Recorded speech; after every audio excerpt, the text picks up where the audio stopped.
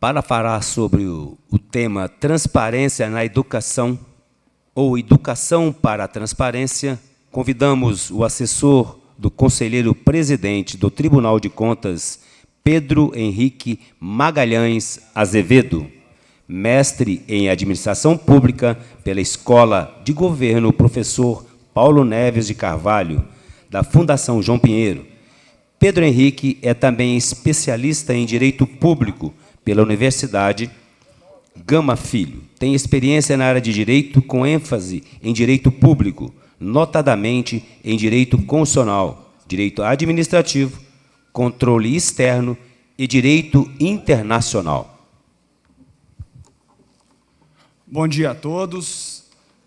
Normalmente eu começo a minha apresentação, a minha fala, mencionando a honra que é estar na presença dos senhores, para passar um pouco da experiência do Tribunal de Contas, da experiência que eu adquiri nesses anos como servidor do Tribunal. Mas nesse dia específico eu não podia deixar de mencionar a mistura de sentimentos com que o Tribunal de Contas passa durante essa semana. De um lado, nós temos a tristeza de ter a perda de uma conselheira tão querida no Tribunal de Contas, a primeira mulher a presidir o Tribunal de Contas, e uma pessoa que carregava consigo todo o sentimento de conciliação, toda a gentileza, e essa perda representa, sem dúvida, algo muito triste para o controle externo e para a comunidade municipalista como um todo. De outro lado, e aí, inclusive, pegando um gancho nas participações da conselheira Adriene Andrade, o Tribunal de Contas dá início hoje à sua caminhada no interior de Minas Gerais, levando o conhecimento e tentando capacitar os servidores públicos para a sua missão principal. A gente sabe que não é tarefa fácil lidar com o dia a dia da administração pública, estar, como eu diria, estar próximo do cidadão e realizar as ações que competem à administração pública. E é exatamente por isso, tendo noção do desafio que é lidar com os recursos públicos, que nós vamos nas cidades, que nós entramos no estado adentro, tentando capacitar os servidores públicos. E hoje, aqui em Pouso Alegre, tem início a primeira etapa do encontro técnico, o Tribunal de Contas e os municípios. Vocês terão acesso a diversas apresentações. Hoje, especificamente, eu vou tratar do tema Educação para a Transparência ou Transparência para a Educação, mas outras voltadas mais especificamente ao dia a dia, à utilização dos recursos públicos. Eu espero que vocês aproveitem bastante, pois esse é um momento de tirar dúvidas, de entender como funciona o dia a dia da administração pública e do tribunal poder conhecer um pouco de vocês e vocês entenderem um pouco do ponto de vista do Tribunal de Contas. Bom, muito bem, vamos lá então. Apresentação, está pronta aí? Pessoal, durante o ano passado, no encontro técnico que nós realizamos nas cidades do Estado, eu tive a oportunidade de falar sobre a análise das políticas públicas de educação. Então, pegando a linha do conselheiro Cláudio Terrão, que instituiu para os 2 anos de sua gestão o compromisso do Tribunal de Contas em fiscalizar e também em capacitar os servidores públicos na linha da manutenção e desenvolvimento do ensino, esse ano eu busco retomar um pouco daquilo que falei no ano passado, analisar outros casos de sucesso na educação, mas mais do que isso, tentar unir a educação com o segundo pilar da sua gestão, que é o pilar da transparência. Acho que não está aí, não. Bom, muito bem. Então, em 2017 falamos da educação e agora, em 2018, vamos unir educação com transparência. Quando me passaram esse tema, a primeira coisa que veio à minha cabeça é como conciliar educação com transparência. O deputado Dalmo muito bem disse sobre a necessidade que o Estado de Minas Gerais tem de dar a transparência para os seus gastos públicos, principalmente voltado para a educação. E essa transparência compete ao Estado, compete aos municípios e compete também ao próprio Tribunal de Contas. E no dia a dia, agora, na presidência do Tribunal, desde 2017, nós vemos como é difícil, às vezes, implementar medidas voltadas para a transparência. Não é fácil, normalmente não é prioridade da administração, mas é um caminho sem volta. Para a gente entender um pouco dessa dificuldade e também da importância de conciliarmos educação e transparência, vamos verificar como esses dois temas receberam, qual o tratamento que foi dado pela Constituição a essas duas temáticas. Pessoal, quando a gente pega a Constituição Federal, nós vemos que a educação, ela é tratada, a palavra educação, aparece 59 vezes no texto constitucional. Isso é bastante. A nossa Constituição de 1988 deu uma ênfase muito grande, pelo menos no plano teórico, às ações de manutenção e desenvolvimento do ensino. Por outro lado, parece que o Constituinte, lá em 1988, não estava familiarizado ainda com o tema transparência, e essa palavra aparece apenas uma vez. A gente sabe, é claro, que o princípio da transparência, pela sua carga semântica, ou seja, o seu sentido, decorre do princípio da publicidade. A administração tem que dar publicidade dos seus atos, a administração tem que se abrir para o cidadão. Afinal, os recursos que a administração utiliza decorrem de recursos de impostos, na grande maioria, que são pagos pelo cidadão. Daí a importância da transparência. Mas o fato é que na Constituição Federal, esses dois temas, educação e transparência, receberam um tratamento, de certa forma, distinto. A gente tem o princípio da publicidade, que aparece algumas vezes, mesmo assim, de forma muito mais tímida que a educação, e nós temos, por outro lado, o princípio da transparência, que aparece apenas uma só vez.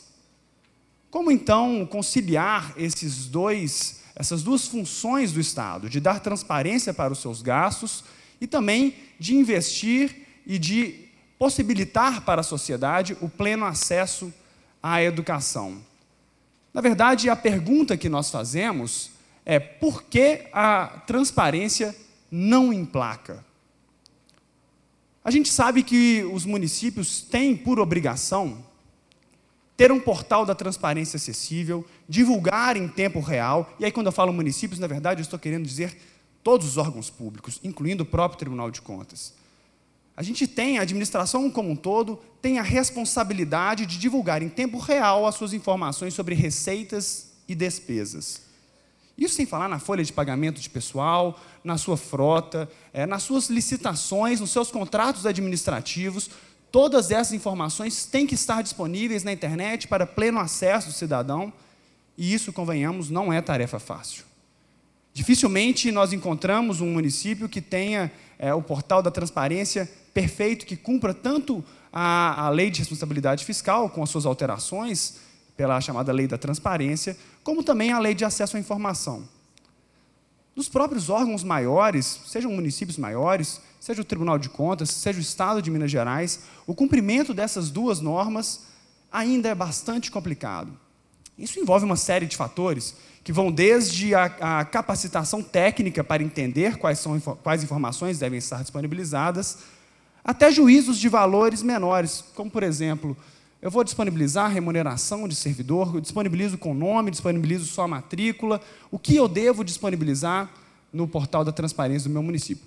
Essa, sem dúvida, não é uma tarefa fácil, e nós sabemos que tanto o Tribunal de Contas quanto o Ministério Público Estadual, o Ministério Público Federal, ficam em cima, principalmente de municípios, cobrando essa disponibilização, cobrando esse acesso público.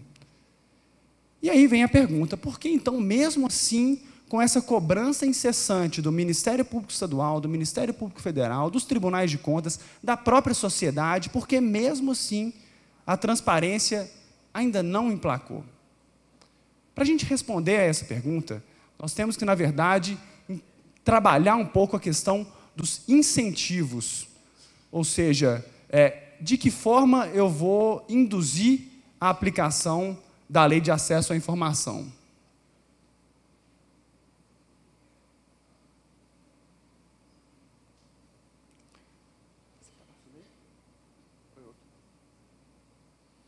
Bom, a questão dos incentivos, a gente precisa trabalhar, então, para entender de que forma a lei de acesso à informação, de que forma nós podemos dar cumprimento à lei de acesso à informação e à transparência. Só um minuto que eu vou trocar aqui o passador, gente. Eu tenho um outro passador ali, é melhor. Esse não está funcionando.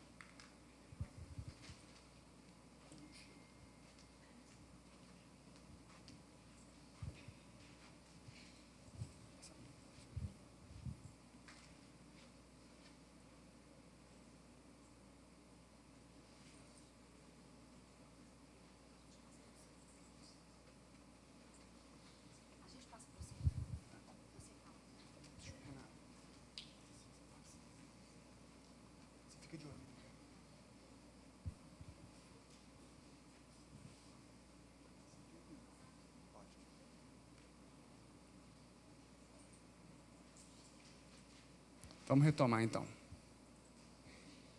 Pessoal, para a gente trabalhar a questão dos incentivos que nos motivam a cumprir uma lei ou cumprir determinada norma, nós nos remetemos a alguns estudos que mostram por que as pessoas obedecem a outras. Ou seja, por que nós respeitamos os nossos pais quando crianças, por que nós respeitamos o nosso chefe, por que nós cumprimos determinada norma. E esse estudo revela que um primeiro motivo que é utilizado para que nós possamos cumprir determinada norma é a coerção. Ou seja, eu cumpro determinada norma porque eu tenho medo de ser coagido, ou seja, eu tenho medo de sofrer alguma sanção, eu tenho medo de ser multado, de ser preso. E essa base de poder que eles chamam, a coerção, ela é muito utilizada por alguns órgãos de controle e, de uma certa forma, pelo direito, ou seja, eu cumpro a norma porque eu tenho medo de sofrer uma sanção. O grande problema, pessoal, dessa base de poder, o grande problema da coerção, é que ela induz, no primeiro momento, o medo nas pessoas. Eu cumpro por medo. Eu não cumpro porque eu sei os motivos que estão por trás daquela norma. O medo, por sua vez, gera em pessoas que não têm, às vezes, a consciência do ilícito, uma tentativa de fuga da norma. Ou seja, a coerção, a aplicação de multas, a possibilidade de sanção, ela gera medo e ela gera fuga, ela gera desvio do controle. Então, nem sempre a coerção ou a possibilidade de sancionar um gestor deve ser vista como a melhor forma de atuar. Sem dúvidas, ela deve ser aplicada, a coerção deve ser aplicada, nos casos que envolvam má-fé, que envolvam dolo, esses sim devem ser sancionados de forma rígida pelos órgãos de controle. Mas e quanto aos gestores que às vezes não têm a capacidade técnica, não têm os recursos materiais, os recursos humanos para agir? Será que a aplicação de multas, será que a aplicação de sanções se revela a melhor forma de se fazer cumprir determinada norma?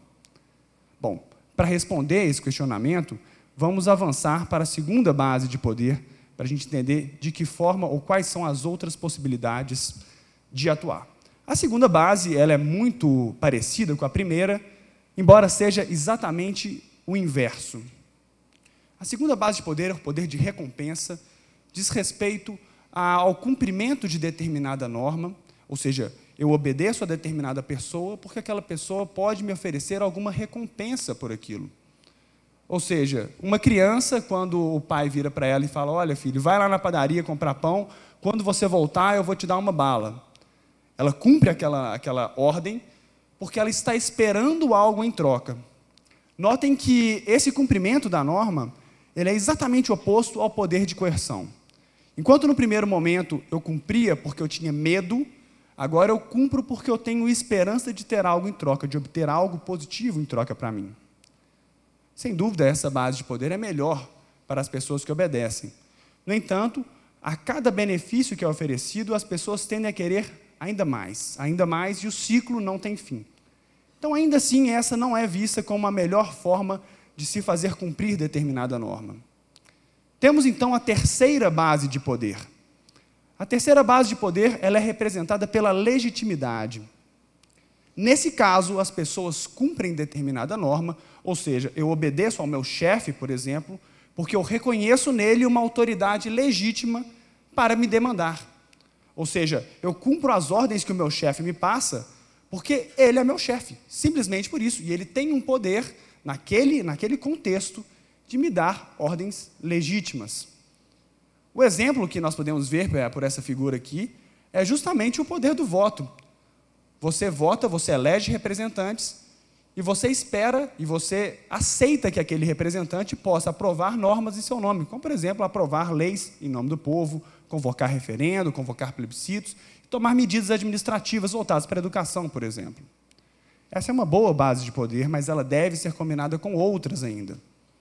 Temos ainda, das 6 bases, temos a quarta base de poder, o chamado poder da experiência, ou poder de perito.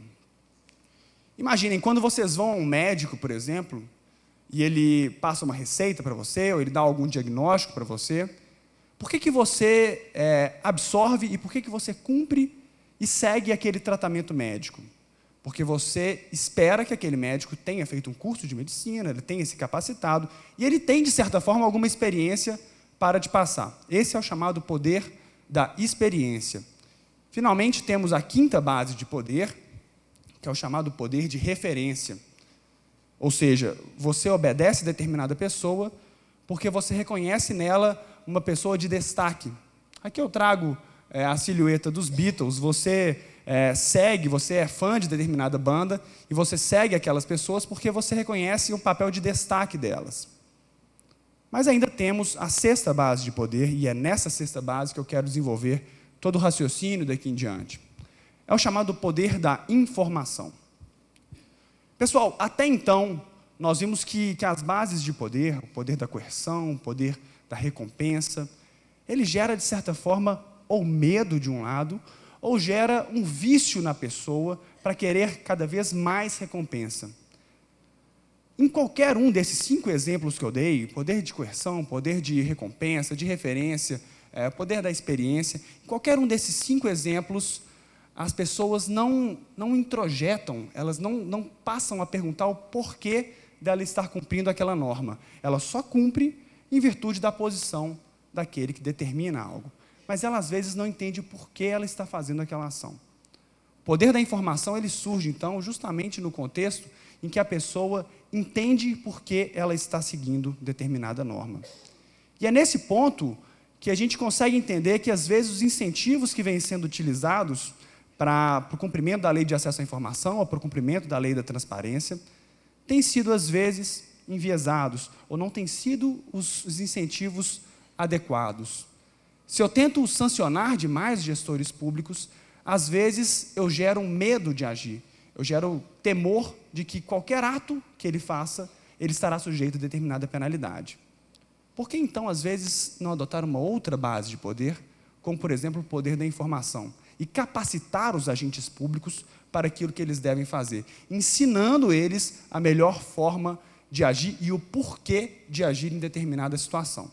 Vamos pegar alguns exemplos. Pessoal, daqui em diante eu vou trazer alguns artigos que são estudados no âmbito das políticas públicas e vou tentar mostrar para vocês por que os incentivos, às vezes, geram situações completamente opostas. No primeiro momento, eu trago esse artigo que chama A Fine is a Price, que, na verdade, quer dizer, a multa é um preço que se paga. Nesse artigo, alguns pesquisadores resolveram investigar um caso de creches na cidade de Haifa, em Israel. O que acontecia nessas creches, e aqui a ligação que eu pretendo fazer é o acesso à informação com os dados da educação. O que acontecia nessas creches era que os pais chegavam atrasados, muitas vezes, para buscar os seus filhos. Isso gerava alguns custos para a escola, já que os professores tinham que ficar além do seu tempo, a escola tinha que se manter além do tempo adequado, mas não havia nenhuma sanção para isso. Os pais chegavam atrasados, a escola achava ruim, mas mesmo assim se seguia, dava andamento no dia a dia. Os pais atrasados, sem nenhuma sanção. As escolas, então, resolveram virar o jogo e falaram, bom, agora eu vou instituir uma multa, eu vou instituir uma sanção para os pais que chegarem atrasados. Instituindo essa multa, o que a escola esperava era que os pais passassem a ponderar, então, a não chegar atrasados, já que se eles não chegassem no horário para buscar os seus filhos, eles estariam sujeitos a uma sanção. É um incentivo, então, baseado no poder de coerção que a escola tinha naquele contexto. Foi instituída, então, a multa nas creches em Haifa, em Israel.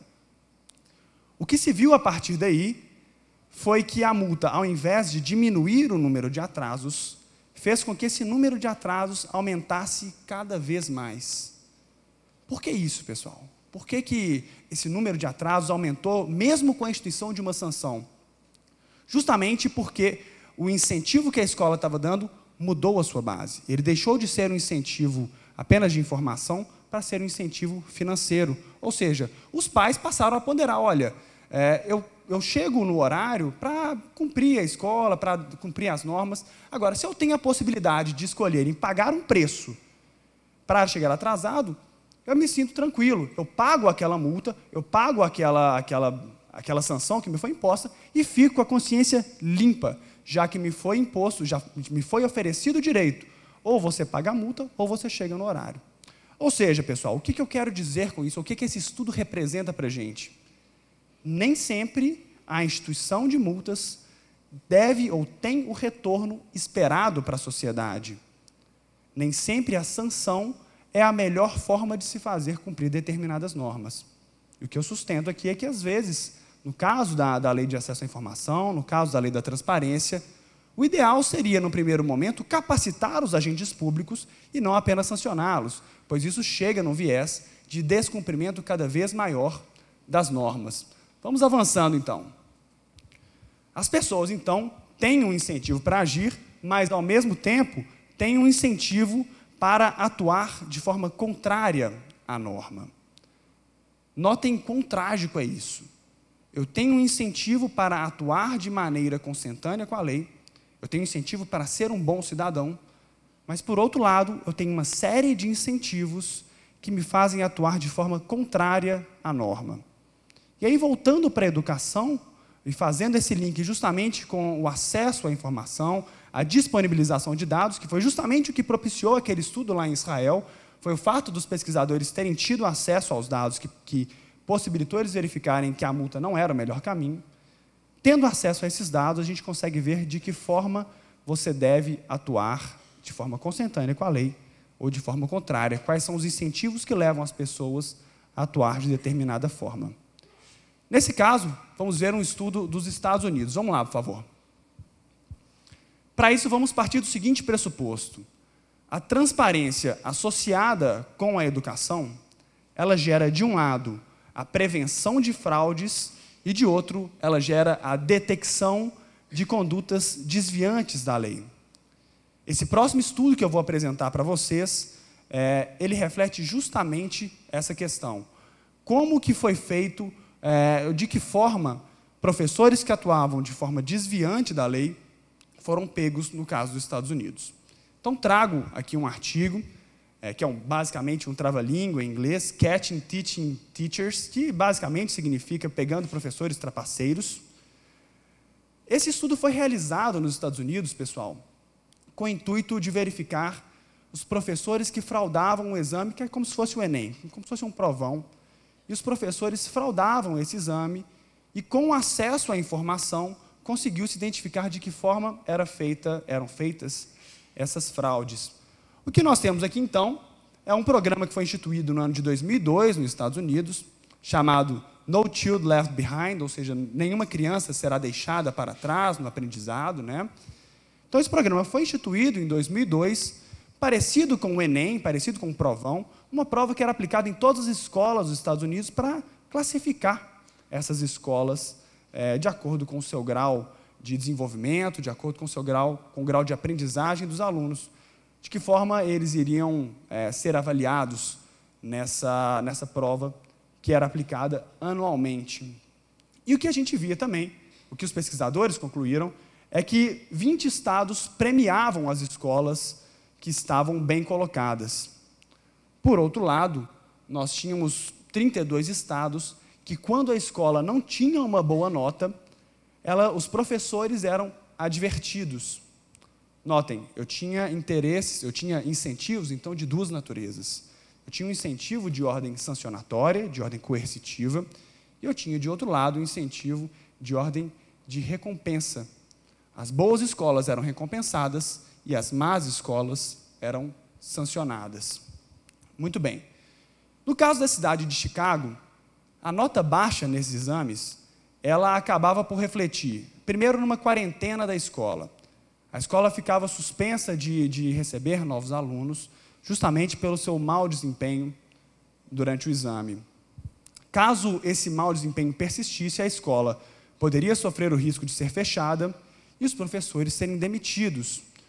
Notem, então, que um mau desempenho acabava gerando uma série de outros fatores que influenciavam diretamente na vida dos professores. Aqueles que defendiam o provão falavam que aquela forma de avaliação elevava o padrão de ensino na escola. Por outro lado, os contrários a essa forma de avaliação diziam que alguns alunos eram punidos de forma injusta. Ou seja, muitas vezes, um bom aluno que estava numa escola que teve uma nota baixa no exame, sofria sanções de forma reflexa. Ele era um bom aluno, mas a sua escola não era. E mesmo assim, ele era punido. Muito bem, vamos avançar então. Para a gente entender a questão dos incentivos por trás desse programa, a gente tem que analisar dois grupos de pessoas. O primeiro são os alunos e o segundo os professores. E aqui eu estou tratando do pior tipo de incentivo, um incentivo para atuar de forma contrária à lei. No caso dos alunos, o atuar de forma contrária à lei seria a famosa cola. Qual que é o incentivo que o aluno tem para colar em determinados exames? Bom, esse incentivo sempre existiu. É um incentivo que não é de hoje e amanhã não acabará. O aluno ele tem um incentivo para atuar de forma contrária à norma de colar na prova. É interessante notar que, no caso específico do provão, o colar na prova não interferiria de forma direta na nota do aluno. Corria o risco de ser pego, mas aquilo não interferiria de forma global na nota da escola, porque vários outros alunos estavam fazendo aquela prova e o aluno sentiu o seguinte: olha, a minha nota no universo de vários alunos não fará diferença para a minha escola. Então, o incentivo para ele colar já existia. Mas vamos deixar o aluno de lado e vamos ver quais são os incentivos para os professores agir de forma contrária à lei. E esse foi o objeto do estudo. Notem que os incentivos para o professor atuar de forma consentânea com a lei, ou seja, de acordo com a norma, eles estão opostos ao incentivo para atuar de forma contrária à norma. Nesse caso, os incentivos reversos são a advertência, o professor poderia perder a promoção e poderia sofrer demissão caso a nota da sua matéria não fosse uma boa nota naquele ano. Então, ele tinha uma série de incentivos negativos para possibilitar a fraude, mas isso por si só não era suficiente para ele agir. Vamos ver outros, então. Além disso, em algumas escolas, você tinha recompensa financeira para o professor que ia bem, de forma que eu acumulava dois incentivos, um negativo, baseado na coerção, na possibilidade de sanção, e outro positivo, na recompensa para os professores que, de certa forma, tiverem boas notas dos seus alunos. E, além disso, não se imagina que um professor vai atuar de forma contrária à lei. E, além disso, a gente tem casos de difícil detecção e punições muito raras. Somando todos esses fatores, alguns professores na cidade de Chicago entenderam que poderiam atuar de forma contrária à lei, tentando melhorar a sua própria condição e tentando elevar o padrão da escola. Quais eram, então, ou quais foram as formas de trapaça que foram identificadas nos Estados Unidos? A primeira delas é uma forma bem rudimentar. Uma menina chegou na sua casa, em um determinado dia, e virou para os seus pais e falou: pai, minha professora é ótima. Ela colocou todas as respostas do teste que eu vou fazer na semana que vem no quadro. E a gente já sabe as respostas de antemão, só chegar lá na prova, decorar aquelas respostas e escrever na prova. Bom, essa é uma forma de agir, embora muito rudimentar, porque o professor coloca a sua carreira profissional na mão de, no mínimo, 30 testemunhas.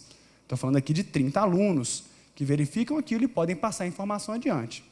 De modo que essa alternativa não era a mais utilizada pelos professores na cidade de Chicago. Tínhamos outras 3 alternativas. A primeira seria dar mais tempo para os alunos realizarem a prova.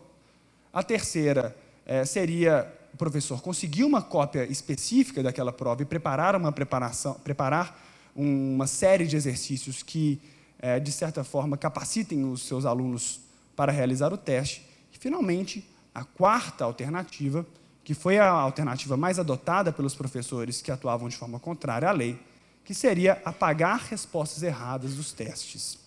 E, apagando essas respostas erradas, eles tiravam algumas fileiras, os alunos faziam a prova a lápis, e os professores tiravam algumas fileiras e colocavam as respostas certas. Essa foi a alternativa escolhida pela maioria dos professores. Vamos lá. Para os órgãos de controle dos Estados Unidos pegarem, então, os professores, foi necessário, no primeiro momento, pensar como aquele professor iria atuar. E, no segundo momento, ele teria que entender de que forma aqueles professores, de fato, atuavam. O que os professores queriam, pessoal, ou partindo do pressuposto que você vai se colocar no lugar do outro, era, no primeiro momento, não corrigir erros demais. Os professores não queriam, a partir daí, corrigir muitos erros nas provas. Eles teriam, então, que selecionar algumas provas para fazer a correção adequada. E, no segundo momento, eles não queriam mexer em todas as provas. Esses foram os principais pontos que os pesquisadores partiram. Acontece que todos os dados voltados ao provão foram disponibilizados para a sociedade depois de algum tempo. E justamente com base no acesso à informação, com base na disponibilização desses dados, é que se pôde chegar exatamente nos professores que fraudavam esses testes. Temos aqui, então, todos os dados disponibilizados do período de 93 a 2000. São mais de 30 mil testes a serem avaliados por série por ano, somando um total de mais de 1 milhão de provas. Era muita informação a ser analisada. Mas partindo do pressuposto de que os professores tinham alguns incentivos para agir, ou que eles tinham algum padrão, de certa forma, de conduta, os pesquisadores conseguiram chegar num resultado adequado. Aí eu apresento para vocês, de forma bem simplificada, duas turmas.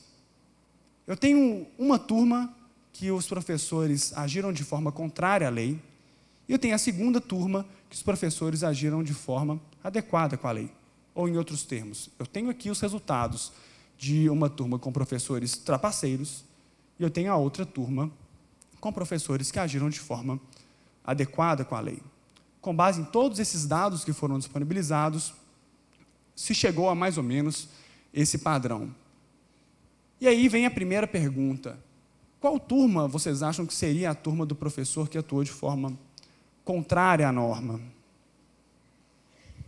Para a gente responder, basta verificarmos alguns padrões de resposta. E é justamente a busca por esses padrões, que é conseguida por meio do acesso à informação, por meio da disponibilização de dados, que possibilita o controle social, e nesse caso possibilitou identificar professores que atuavam de forma contrária à norma. Nós temos nesse padrão destacado aqui uma fileira de respostas corretas. Então nós temos ali, D, A, B, C, D, D, 0, 0, 0, 0 significa justamente que a pessoa não respondeu. Sendo que o aluno, ou os alunos que marcaram essas perguntas, no início da prova, erraram já 2 perguntas de cara. Esse foi o primeiro indício que foi levantado, ou seja, eu tenho um padrão de respostas correto, tenho um padrão de respostas que não foram marcadas, e eu tenho, de outro lado, várias respostas erradas. Esse primeiro indício levantou uma série de dúvidas nos pesquisadores. Vamos avançar. E aí, a partir daí, ele optou por associar esse indício ao desempenho da turma ao longo do ano. Notem que na primeira turma, vou chamar de turma A, que é justamente a turma que houve o professor que fraudou os exames, nós temos na 6ª série um crescimento da nota e na 7ª um decréscimo considerável. Já na turma B, a turma que não envolvia professores, volta aí, por favor, que não envolvia professores fraudadores ou trapaceiros, nesse caso, o crescimento, ele, embora seja menor na 6ª série, ele é um crescimento natural. Ele não tem uma queda brusca no 7º ano. Somando todos esses fatores, pode avançar, por favor. Somando todos esses fatores, a gente tem... Peraí, passou muito. O que os pesquisadores concluíram, então, somando esses 2 fatores das provas com o crescimento natural da turma ao longo dos 3 anos? Os pesquisadores chegaram à seguinte conclusão: vamos aplicar provas surpresas para tentar constatar essa fraude.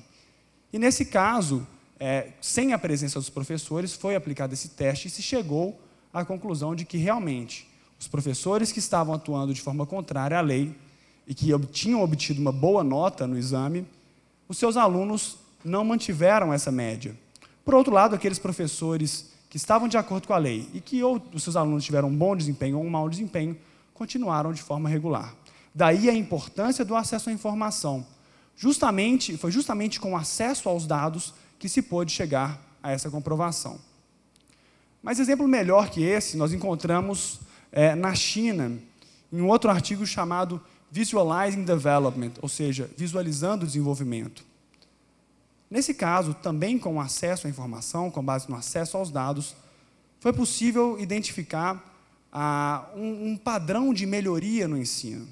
Nesse caso, o que nós tivemos foi o seguinte: os pesquisadores concluíram de forma imediata que 25% das crianças possuem visão abaixo da média. E, além disso, 60% das crianças que possuem problemas de aprendizado enxergam mal. Essa foi uma constatação feita na cidade de Guangzhou, na China. Muito bem, vamos avançar?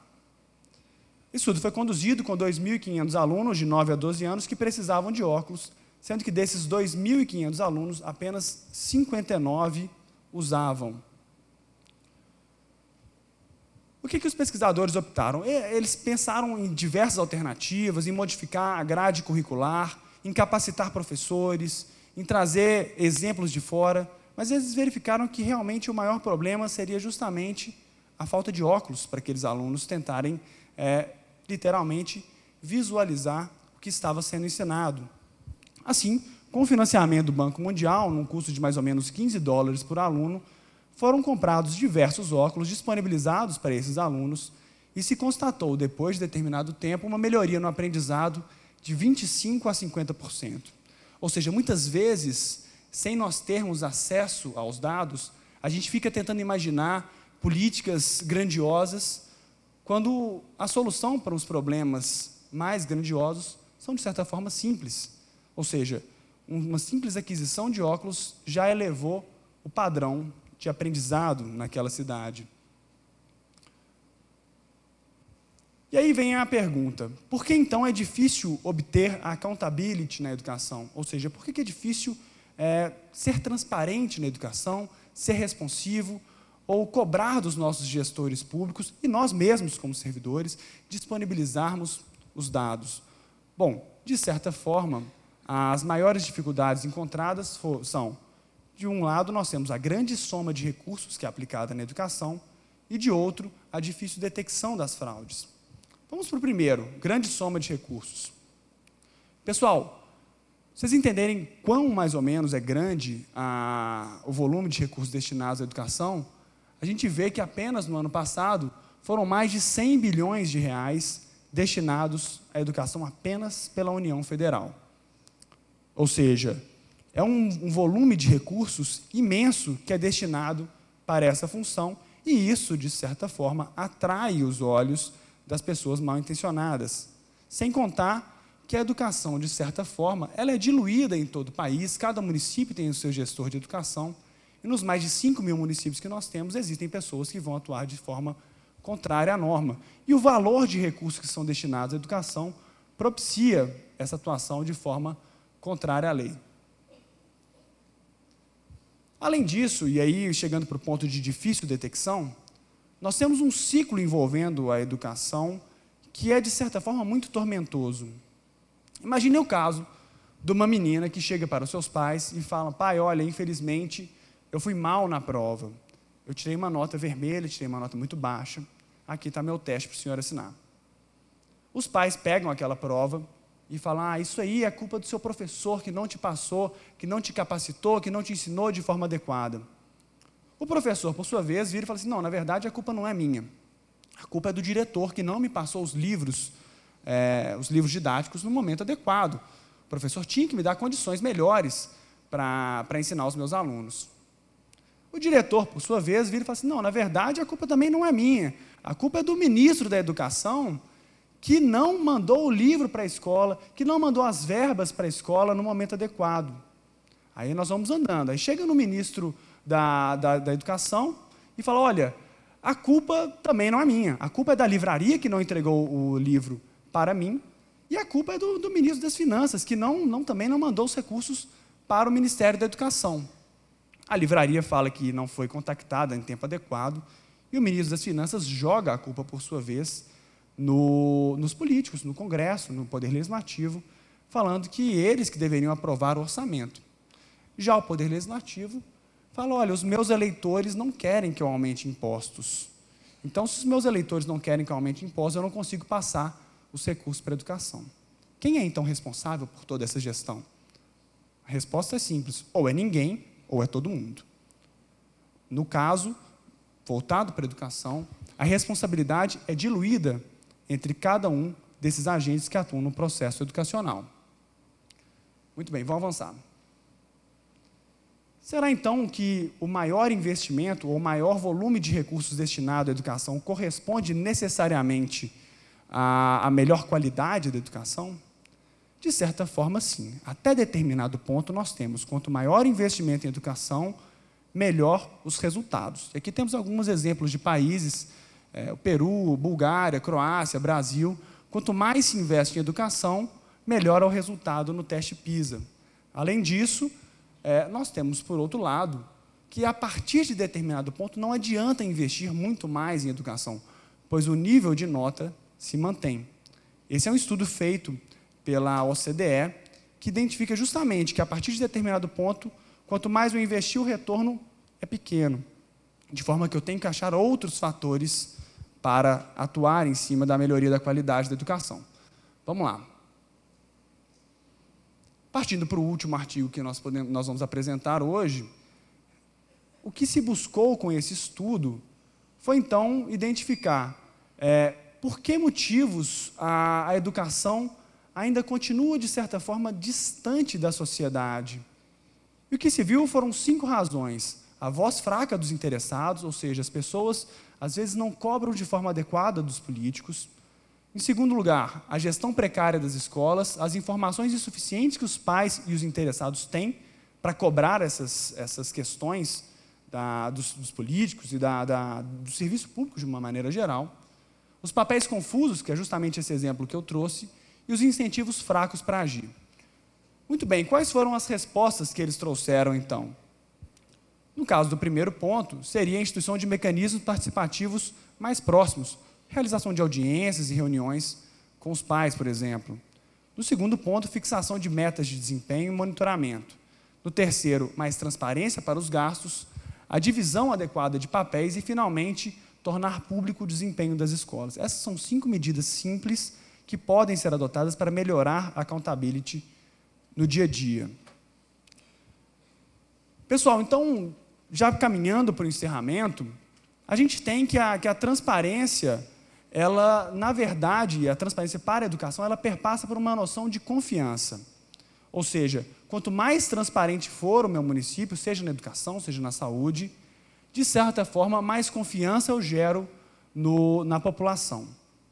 E, nesse ponto, é importante nós lembrarmos que admitir erros, de certa forma, é um risco. Não é fácil a gente admitir os nossos próprios erros.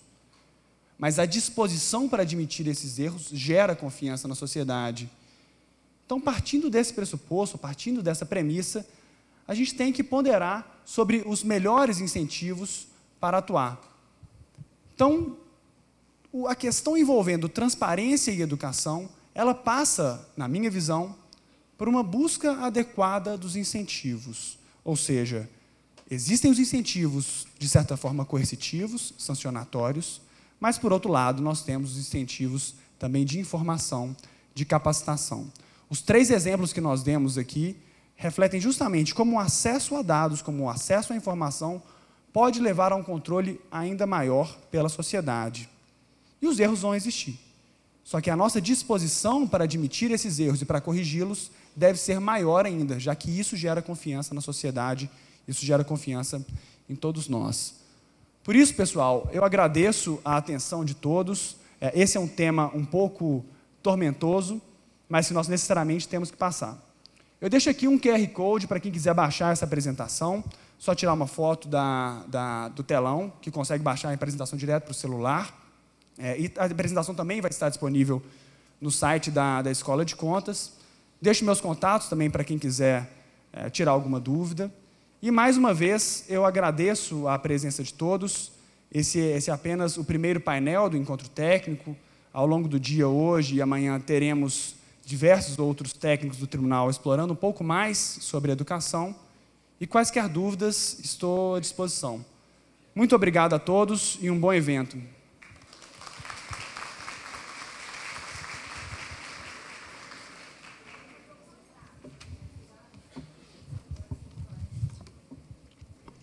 fazer um lembrete que, antes de convidarmos o próximo palestrante, lembrar a todos que, durante esse evento, teremos, ao lado do auditório, um estande para que sejam tiradas dúvidas sobre o sistema de informatização de contas dos municípios, o SICOM, e também o estande da ouvidoria do Tribunal de Contas do Estado de Minas Gerais. Tá?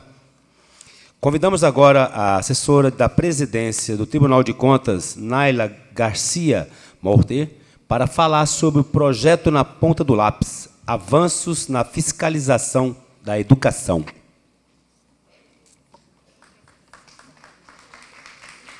Eu quero concluir aqui um outro dado.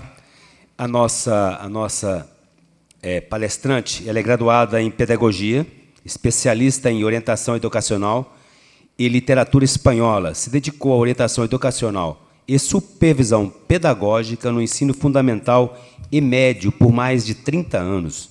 Foi professora e coautora de livros didáticos, tendo ampla experiência em formação de educadores. Atualmente, ela coordena o projeto Na Ponta do Lápis, desenvolvido pelo Tribunal de Contas do nosso Estado de Minas Gerais. Bom dia a todos. Ainda tem gente em pé, gente. Nós temos ainda mais algumas cadeiras aqui na frente. Eu quero cumprimentar as pessoas que estão no plenarinho, que não estão aqui tão pertinho, mas eu sei que estão nos acompanhando. Agradecer muito a presença de todos vocês aqui hoje e convidá-los para um momento de reflexão sobre a educação no nosso país, sobre a educação do nosso Estado, sobre a educação da nossa cidade, da nossa escola ou da escola mais próxima. Quero começar perguntando, para a gente conhecer um pouquinho mais do perfil do público que está aqui presente hoje. Quem aqui deste auditório, eu vou considerar, hoje nós temos quase 400 pessoas aqui, eu vou considerar que aqui nesse espaço nós temos aí 3/4 do público, só para a gente fazer uma projeção. Quem aqui desta plateia é professor? Levanta a mão para mim. Quem é professor e está na sala de aula? Reduzimos um pouco esse número. Quem é professor e está pelos corredores da escola, aí nas funções de coordenação, direção, secretaria?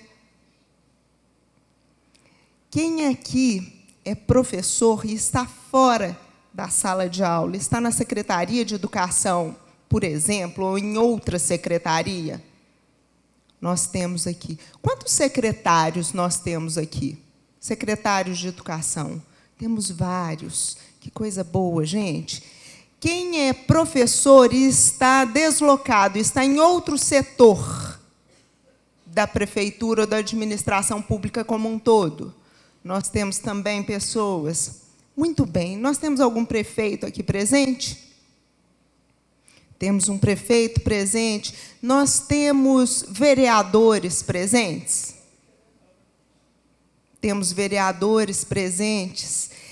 Mais uma pergunta. Nós temos aqui professores ou pais de alunos que fazem parte de algum conselho? Conselho de Alimentação Escolar, Conselho do Fundeb, Conselho Municipal de Educação. Muito bem. Temos aqui agora um desenho. Essas perguntas elas são relevantes para a gente poder dirigir o discurso, trazer exemplos que, de alguma forma, cheguem em algum momento a cada um dos senhores e das senhoras aqui presentes. Quero fazer mais uma pergunta. Eu sou perguntadeira, né, gente? Alguém aqui esteve presente na divulgação que foi feita sobre o Na Ponta do Lápis no ano passado, ou em algum encontro técnico, ou no encontro da Undime, encontro técnico, encontro da Undime? Então, agora, da Undime, né, representante da Undime, esteve lá em Lavras. Agora eu peço um momento de reflexão. Do ano passado até hoje, alguma coisa foi alterada pelo poder da sua mão como profissional ligado à educação? Ou envolvido na área da educação? Estou vendo muita gente fazendo assim. Quem esteve no ano passado, eu dei uma tarefa, eu dei um para casa. Não é? Ao ser apresentada, as pessoas falaram que eu sou educadora, então sou professora de língua espanhola, sou orientadora educacional, sou advogada também, mas os 30 anos de experiência profissional da minha vida estão ligados diretamente à sala de aula ou ao corredor da escola. Então, todo mundo que é professor dá para casa e cobra para casa. Eu quero saber de vocês que estiveram presentes no ano passado, eu dei uma tarefa, que era fazer a leitura do Plano Nacional de Educação. Quem aqui teve a oportunidade de fazê-lo? Ninguém. Ah, temos gente que fez para casa. Para casa não feito significa para casa esquecido, gente? Quem aqui é professor? Não. Então, para casa ele continua. Não é? Fazer uma releitura. Cada vez que a gente lê um documento legal, cada vez que a gente lê um texto, não é essa orientação que nós damos para os nossos alunos lá em língua portuguesa? Gente, leia o texto 3 vezes. Pense sobre o texto. Por quê? Porque quanto mais nós nos aproximamos de um texto legal, ou de qualquer texto, quantas vezes nós temos a oportunidade de revisitar esse texto, mais possibilidades, mais interconexões nós produzimos. E é isso que eu queria convidar os senhores para fazerem. Pensar no Plano Nacional de Educação. Quais foram os avanços que nós tivemos? Nós tivemos algum avanço? Não é? Quais foram os retrocessos? Como está a educação na minha escola, no meu município, no meu estado e no meu país? Não é? Nesse 1 ano que se passou.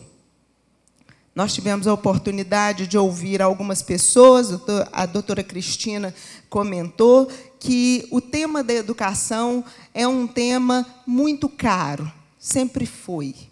Mas, desde o ano de 2017, ele ganhou um relevo especial, uma atenção especial por parte da presidência do Tribunal de Contas e por parte de todos os servidores que compõem o Tribunal de Contas. Nós temos o desenvolvimento de um programa transversal que versa sobre educação. Transversal por quê? Porque ele atinge não apenas um setor do Tribunal de Contas, ele atinge todos os setores. E é por isso que o tema educação aparece pela 2ª vez nos encontros técnicos. Esse é um momento eminentemente de formação, um momento para que nós tenhamos a oportunidade de compartilhar com os senhores e com as senhoras os esforços que vêm sendo empreendidos no sentido de acompanhar, de conhecer de forma detalhada a educação no nosso Estado. E é esse o convite que nós fazemos para os senhores e para as senhoras. Conhecer de forma detalhada a educação dos municípios de vocês, do nosso Estado também como um todo, e, principalmente, não é, da escola na qual os senhores ou as senhoras estão lotados, ou da escola mais próxima. E hoje, o que nós pretendemos, no ano passado, nós apresentamos publicamente um planejamento de ações, ou seja, nós apresentamos um projeto de ações que seriam desenvolvidas pelo Tribunal de Contas. Hoje, o que nós viemos aqui fazer para vocês é prestar contas, é explicar o que o Tribunal desenvolveu durante o ano de 2017, quais as ações já foram desenvolvidas, quais os desafios já foram parcialmente enfrentados e quais os desafios que nós ainda temos que enfrentar. E eu, de antemão, já aviso que a gente só consegue enfrentar esse desafio contando com a participação de todos e, em especial, de cada um de vocês. Sem essa participação, muito pouco ou quase nada pode ser feito. Bom, então vamos lá. Eu vou tentar aqui ver se eu consigo.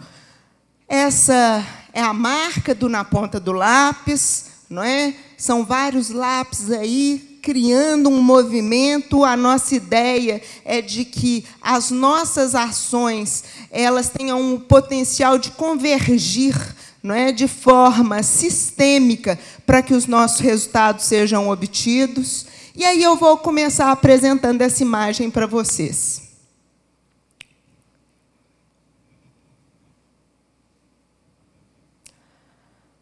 Que água a gente gostaria de beber, gente? A do copo, não é? Da direita ou do copo da esquerda? Do copo da esquerda. Pois é. Eu vou apresentar algumas fotos para vocês, e essas fotos são fotos das atividades desenvolvidas na área de fiscalização pelo tribunal. Eu tenho que contar para os senhores e para as senhoras que um dos nossos técnicos do Tribunal de Contas, quando ele foi visitar uma escola e ele se dirigiu ao bebedouro, imediatamente as pessoas falaram: não bebe dessa água aí, não. Espera aí que a gente vai beber a água lá na sala dos professores. E aí ele foi e bebeu a água da sala dos professores e voltou com o copo. E aí ele falou que ele ficou tão indignado com a situação, porque essa era a água. A água da direita é a água que era oferecida no bebedouro para as crianças, a água que estava geladinha. E a professora, porque na educação a gente encontra com as pessoas mais dedicadas do mundo, né? E a professora falou assim: não, mas as crianças não bebem dessa água, não, porque eu trago uma vasilha de casa e encho as garrafinhas dos meninos. Mas o bebedouro estava lá ligado, com a água geladinha. Depois de uma aula de educação física, a gente correndo 50 minutos, até eu caía de boca naquela água ali, não é mesmo? Então, são situações como essas que nós nos deparamos nas atividades de fiscalização. É extremamente importante nós sairmos de onde estamos, não é, e irmos até o espaço no qual a política pública se faz na realidade.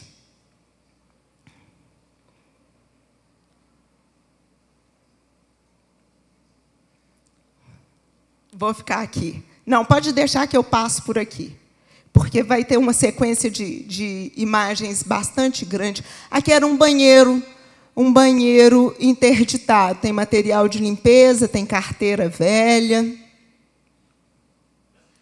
Essa é uma escola. Uma escola na região central de Minas Gerais. Eu não vou citar o nome, porque essa é uma situação que não vem ao caso. O nosso desejo foi, com as ações do tribunal, tentar mapear um pouco da realidade do nosso Estado como um todo. E eu selecionei aqui as imagens que provavelmente devem estar mais distantes da realidade da cidade em que nós estamos, da região em que nós estamos. Aqui, são as crianças escovando o dente. E aí, o servidor que esteve nessa auditoria, ele falou: mas não tem um banheiro com a pia? Não, a pia quebrou na semana passada. A pia quebrou no ano passado. Na semana passada, a gente ouviu que ela ia ser consertada. Então, durante um ano, as crianças escovavam o dente aí nessa bica do lado de fora da escola.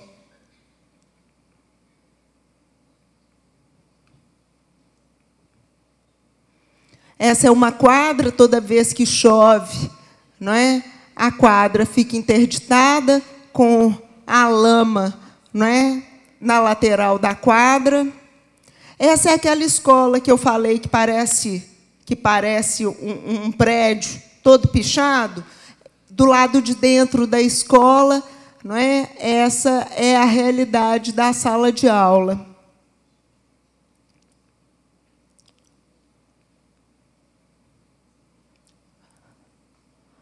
Essa é uma escola da zona rural.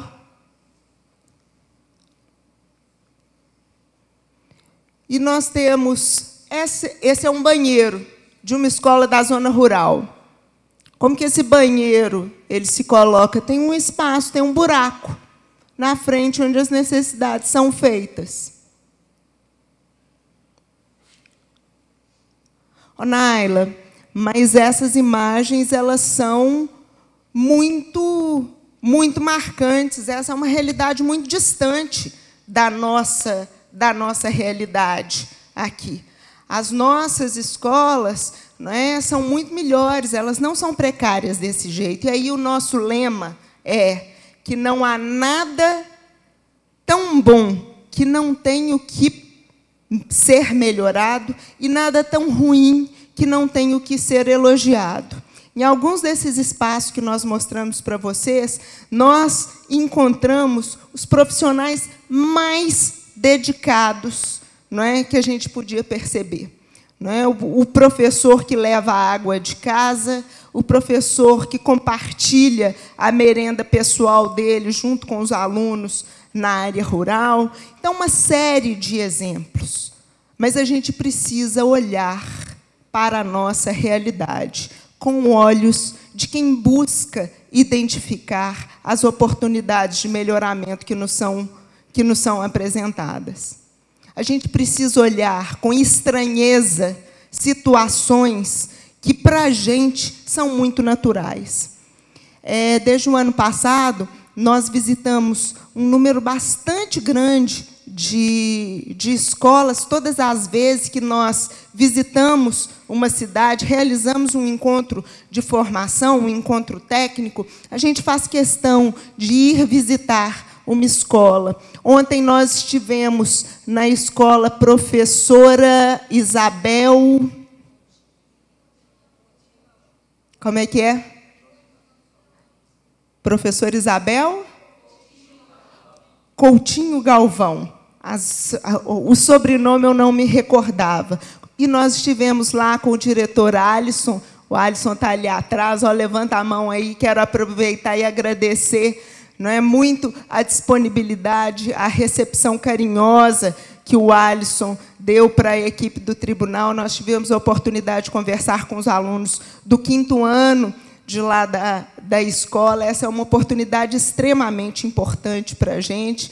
E nós nos encontramos com uma realidade muito bacana, não é? Muito bacana. Uma escola envolvida com um projeto de melhoria, com uma horta desenhada, com as crianças felizes. Elas contaram para a gente que hoje elas vão ter um campeonato de basquete, vão participar de um campeonato de basquete. A educação se faz com isso, não é? Se faz com a gente olhando para essa realidade de forma carinhosa. E é nesse sentido que nós, não é, desde o ano passado, desenvolvemos o Na Ponta do Lápis. Conforme eu falei para vocês, no ano passado, para alguns desses atores que estão aqui presentes hoje, a gente apresentou o projeto que tem como estrutura 3 grandes pilares: a formação, a fiscalização e a gestão. Dentro da vertente de formação, nós estivemos presentes em todas as regionais, em todas as regiões do nosso estado. Todos esses municípios pintados aí de verdinho são municípios que o tribunal esteve presencialmente nas atividades de formação. Esse é um momento de atividade de formação. Foram encontros técnicos, nós participamos dos encontros promovidos pela Undime, também pela AMM, a Associação dos Municípios Mineiros. Nós estivemos presentes em diversos municípios, tentando nos aproximar cada vez mais dessa realidade e compartilhando as ações empreendidas pelo tribunal. Neste ano, nós iniciamos os encontros técnicos em Belo Horizonte. Agora estamos em Pouso Alegre, mas estaremos em Caratinga, em Teófilo Otoni, em Pirapora, em Patos de Minas e em Ubá. Na próxima semana, quinta e sexta-feira, nós teremos o CINED, que é o primeiro simpósio nacional de educação no nosso tribunal. Lá em Belo Horizonte, nós receberemos experiências dos tribunais de contas de todo o país, ou seja, tem uma direção nacional para que os tribunais se aproximem da temática da educação, né, se aproximem do acompanhamento específico do Plano Nacional de Educação, para que nós alteremos o patamar da educação no nosso país. Então, na próxima semana, infelizmente, quem não se inscreveu ainda, eu não posso convidá-los, porque nós já estamos com a lotação esgotada para esse encontro, superou em muito a nossa expectativa. A gente tinha expectativa de que nós tivéssemos a casa cheia, mas já teremos, inclusive, transmissão simultânea dentro da casa. Infelizmente, não pode ser externa, mas vai ser um momento que depois nós teremos a oportunidade de compartilhar com os senhores e com as senhoras. Além dos encontros técnicos, não é, das nossas visitas, onde que é que tem que ser, gente?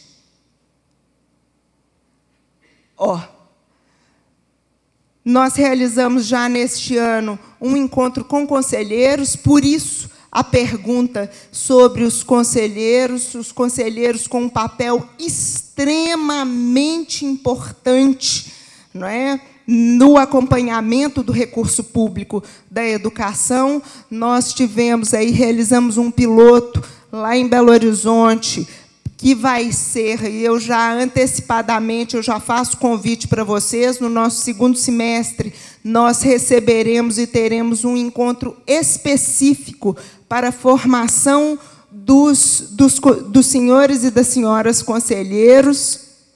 Por quê, gente? Porque uma série de dados estão disponíveis. Esse encontro ele foi instigado pelo Conselho Municipal de Educação da cidade de Belo Horizonte, que eles queriam saber que informação eles poderiam encontrar no tribunal. Como que eles poderiam basilar a sua atuação de fiscalizadores, das pessoas responsáveis pelo acompanhamento da política pública de educação.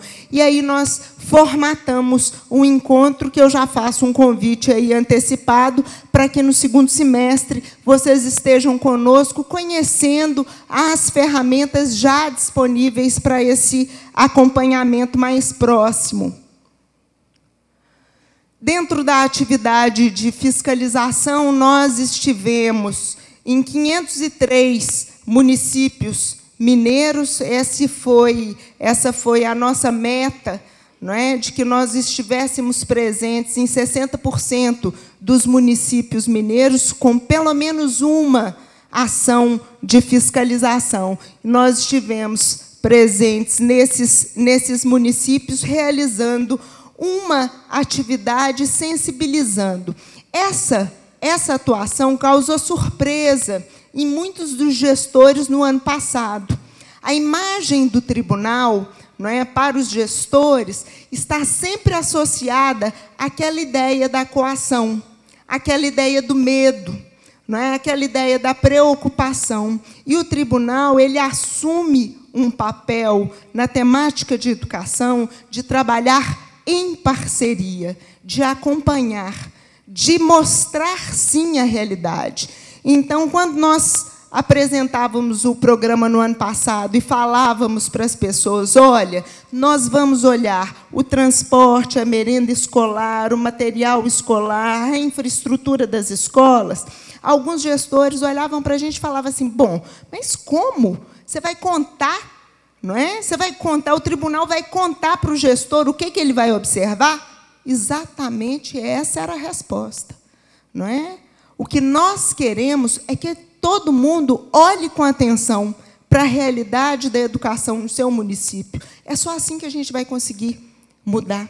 E, por vezes, não é, quando a gente se deparava com situações como aquela absurda da água, por vezes o gestor municipal, o secretário de educação, não é? Lá dentro do gabinete dele, dentro da secretaria, ele não tinha conhecimento dessa realidade lá da área rural. Porque as pessoas não podem estar presencialmente em todos os lugares. Então, a gente começou a imaginar como que a gente pode fazer para aproximar a pessoa que usufrui do serviço de educação da sua escola, da sua cidade, do nosso estado. Como que a gente consegue colocar essa pessoa em contato mais direto com o gestor do recurso público da área da educação? E foi nesse sentido, e as atividades de fiscalização elas foram extremamente importantes para que a gente desenhasse a ferramenta que eu vou apresentar para vocês, e principalmente porque todas as ações de fiscalização estão em fase de relatoria, e hoje a gente consegue ter uma noção mais apurada de quais são as maiores mazelas, as maiores carências da educação no nosso estado. Então, quando uma auditoria, quando uma atividade de fiscalização acontece, ela volta para o tribunal, não é? Ela é relatada, isso vai virar um processo, isso vai ser distribuído para um conselheiro, a prefeitura vai ser convidada a olhar para aquela realidade, a se manifestar em relação ao problema apontado, e o nosso desejo é que exista um plano de ação para a melhoria daquela realidade. Só assim a gente consegue trabalhar.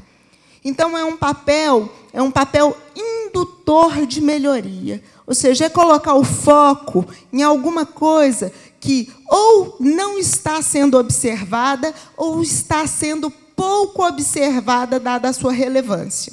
Perfeito? E aí a gente vai para a terceira vertente, que é a vertente de gestão. Dentro da fiscalização, não é? Ou seja, eu quero compartilhar com os senhores e com as senhoras que a educação ela ganha um papel mais relevante, ou seja, no escopo da prestação de contas, a prestação de contas eletrônica está aqui, ó, gente, logo na entrada do auditório desse espaço, nós temos aí informações, tem um panfleto, porque a prestação de contas passa a ser feita de forma eletrônica nesse ano, então não deixem de passar por ali para obterem maiores informações sobre isso, mas nós vamos acompanhar mais de perto o Fundeb, o piso do magistério, os planos de carreira e, de forma específica, a universalização das vagas. Então, primeiro pilar, formação, a gente construir conhecimentos de forma coletiva. O segundo pilar do programa, a fiscalização. E o terceiro pilar, eu vou voltar posteriormente nisso. E o terceiro pilar, a gente chamou de gestão.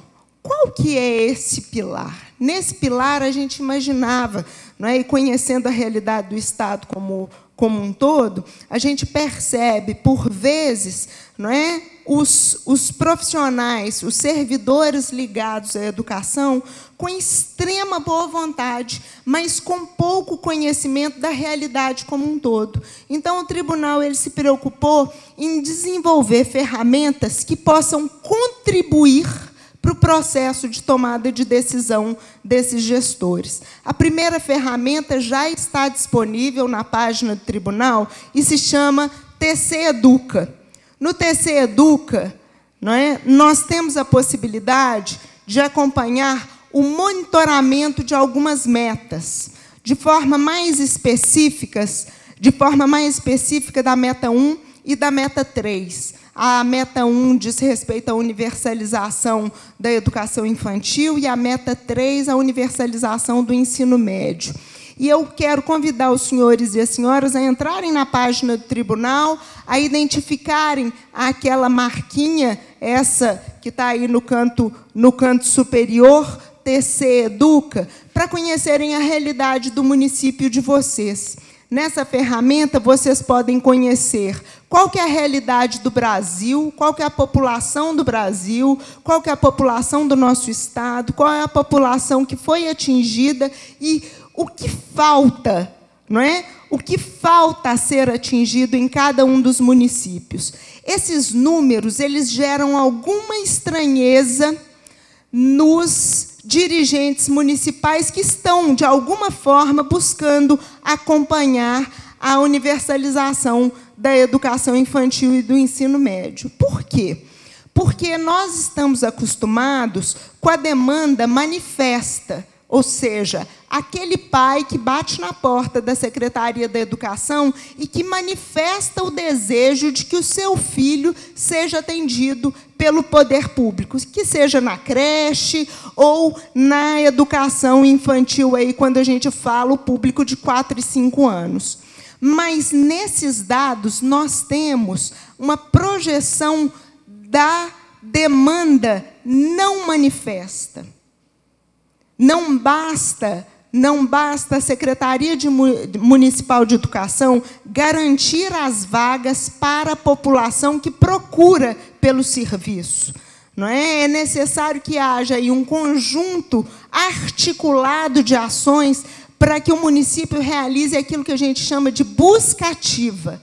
Quais são as crianças que estão fora da escola e que seus pais não procuraram o poder público?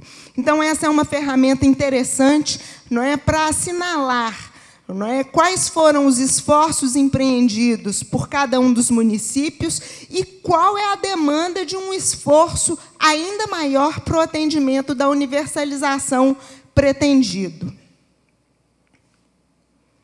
Hoje a gente tem, esse é o cenário de Belo Horizonte, aí para uma das metas do nosso estado de Belo Horizonte, não, do estado de Minas Gerais. Essa é a realidade do país, ou seja, simultaneamente a gente pode comparar o município, o estado e o país para cada uma das metas. Essa ferramenta tem um acesso público, ou seja, qualquer cidadão, pai de aluno ou um interessado aí, vamos imaginar, não, eu sou ligado à mídia, eu quero fazer uma reportagem sobre o nosso município, cada uma das pessoas pode acompanhar a realidade e, inclusive, fazer uma comparação, perceber qual é a evolução a partir de diferentes recortes temporais. Então, vocês podem acompanhar todos os municípios desde 2014 até 2016. Nós estamos agora no momento de disponibilização dos dados do Censo Escolar de 2017 e esses dados já serão atualizados para que os senhores e as senhoras possam acompanhar essa realidade.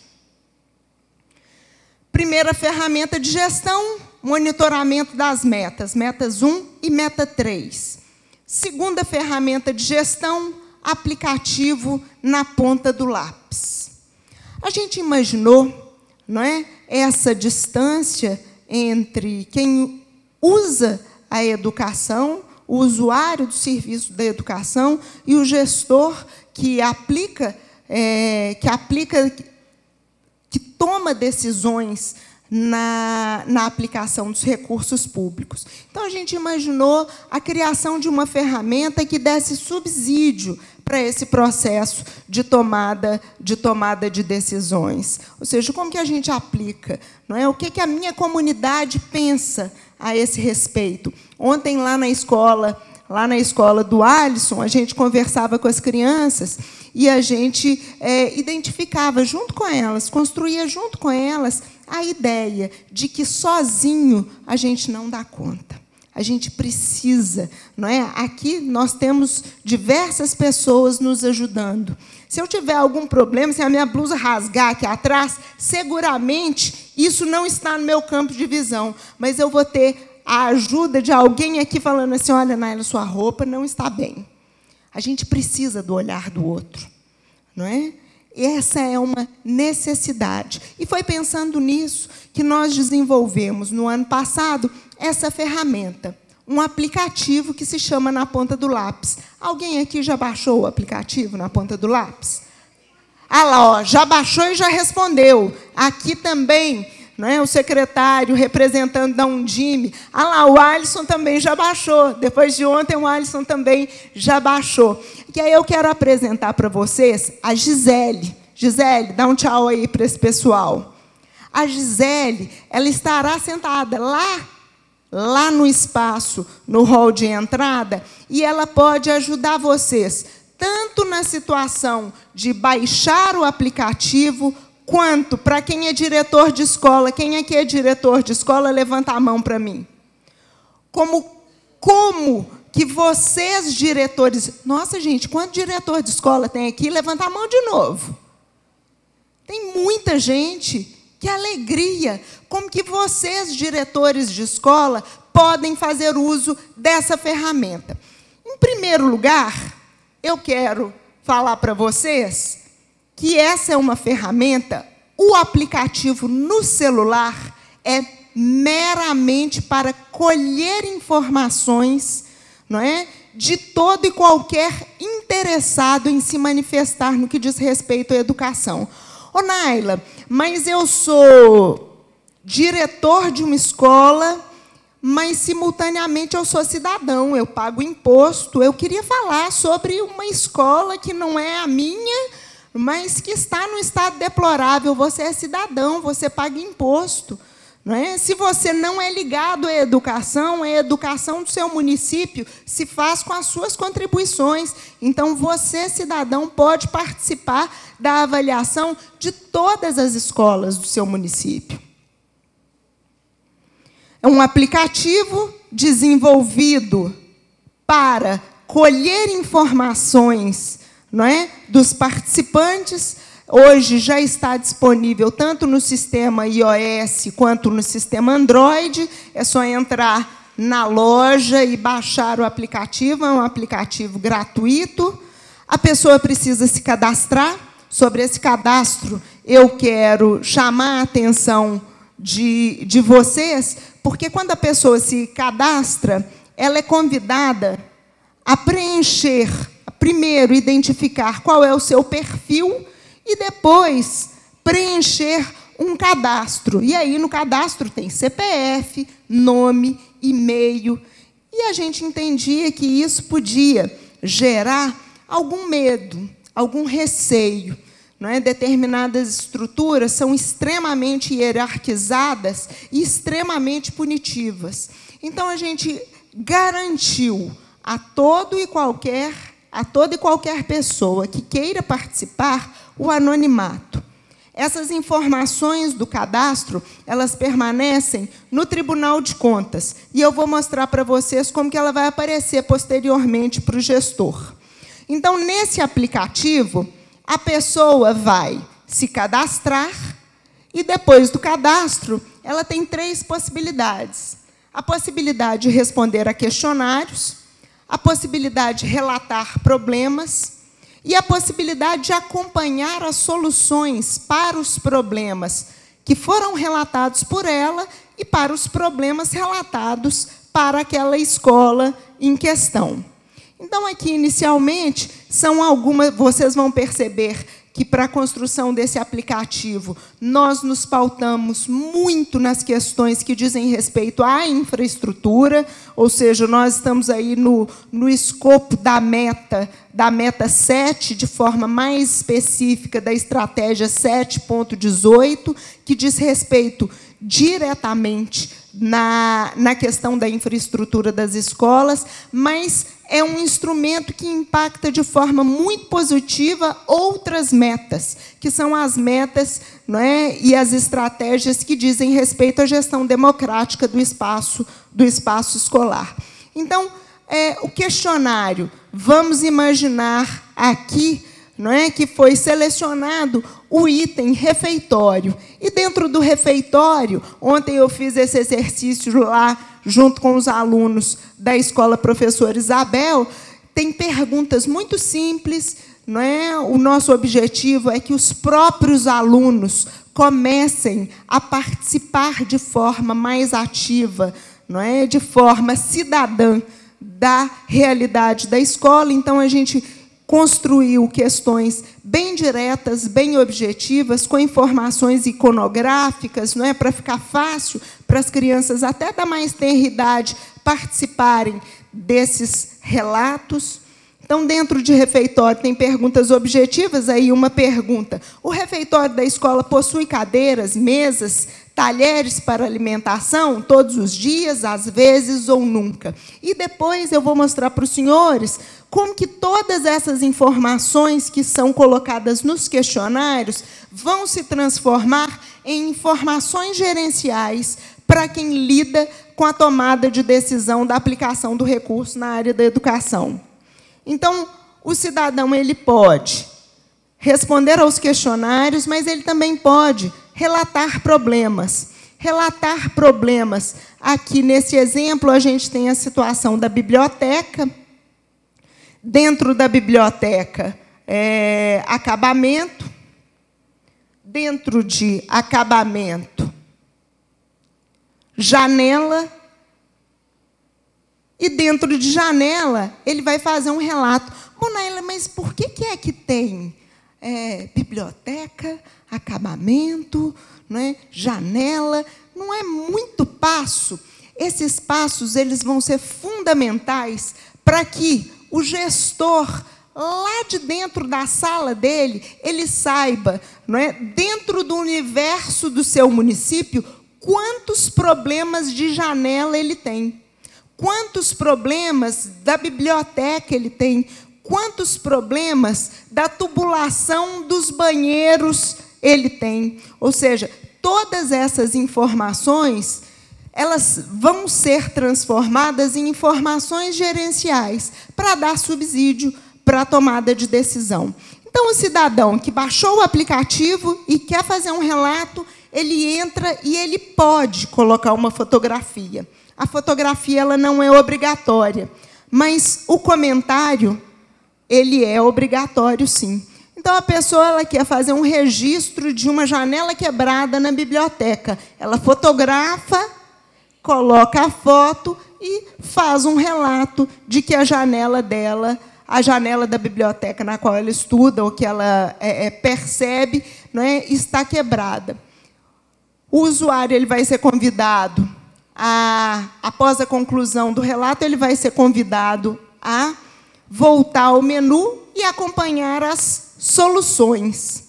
Não é? E, nesses pode acompanhar as soluções daquela escola ou as soluções do próprio relato. Aqui eu quero parar um pouquinho. Bom, Naila, mas a gente que trabalha em escola sabe que pode ter impropriedades colocadas aí. Não é? Eu já recebi um argumento, Naila. A população está preparada para esse nível de participação? E aí a pergunta que eu faço, geralmente eu devolvo a pergunta e eu falo assim: olha, e quando ela estará? Porque eu acredito que nós estamos pouco preparados para uma participação cidadã tão forte. Mas quando nós estaremos, se nós não nos aventurarmos a colocar uma ferramenta e acompanhar essa ferramenta? Mas, de qualquer forma, a gente se precaveu, não é, a esse respeito. Ou seja, a gente imaginou e deu a possibilidade ao gestor de, recebendo um relato, acompanhar em primeiro nível, ou seja, quando um cidadão faz um relato, o relato dele ele vai aguardar a validação de um gestor. Quem são os gestores? O gestor da escola, o diretor. É o diretor da escola. Não é? Em relação ao município, o segundo gestor é o secretário de educação. E o terceiro gestor é o prefeito. Em relação ao Estado, os gestores são o diretor, o superintendente de ensino e o secretário estadual de educação. Quando um cidadão faz um relato, de forma automática, essa informação chega para os 3 gestores. Qualquer um deles tem a possibilidade de validar aquela informação ou de não validar a informação. E por que essa informação chega simultaneamente para os 3 gestores? Porque qualquer um deles pode aplicar uma solução. E, em caso de não validação, eu sou diretora da escola, olha, esse daqui é um problema complicado, não quero mexer com isso aqui, não, eu vou invalidar esse relato, tá certo? O secretário de Educação e o prefeito, eles sabem que esse relato foi desconsiderado. Então, nós temos uma ferramenta que dá ciência a todos os envolvidos da possibilidade de, se determinado gestor começar a desconsiderar de forma reiterada os relatos, esse é um motivo para a gente ter uma atenção especial com aquela escola. Não é? E até pegar o telefone e entrar em contato pessoal entre essas pessoas, porque são os 3 corresponsáveis pela solução do problema. Ô, Naila, mas tem problemas que escapam à minha alçada. Não é? Tem problemas, e na grande maioria dos problemas, não é? Na grande maioria dos problemas, os problemas que envolvem recursos financeiros de grande monta, que eles não serão solucionados de forma rápida. E aí eu tenho que falar para os senhores e para as senhoras que são os gestores quem vão colocar um tempo. Ou seja, esse relato ele é válido, sim, mas nós precisamos de X tempo para solucioná-los. Esse X tempo, quem vai decidir é o próprio gestor. Eu queria que voltasse para a imagem, isso, não é? Então, uma vez validado, esse relato ele entra em análise. Quando ele entra em análise, é esse o momento que o gestor está pensando quanto tempo e como ele pode organizar para que esse relato seja resolvido. Depois que o gestor chega a uma conclusão, não, essa é uma possibilidade, eu consigo resolver isso com 2 semanas, ou então eu consigo resolver isso com 3 meses, porque isso vai demandar uma licitação, são outras observações semelhantes em outras escolas, isso vai demandar um tempo maior. Então, aí esse relato, após a aplicação do tempo, entra num status de em andamento.